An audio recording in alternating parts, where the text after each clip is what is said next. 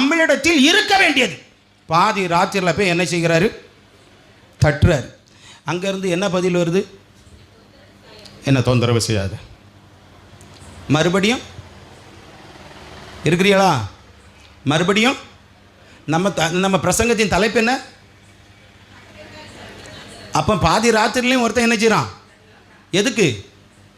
திறக்கணும். என்ன தொந்தரவு செய்யாத, தட்டிக்கிட்டே இருக்கிறான். மறுபடி என்ன சொல்றான் தெரியுமா?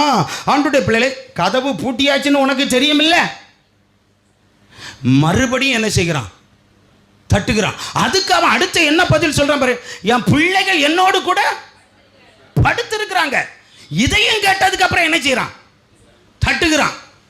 அதுக்கப்புறம் அவன் என்ன பதில் கொடுக்கிறான்னா, இப்ப நான் என்ன செய்யக்கூடாது? எழும்பவே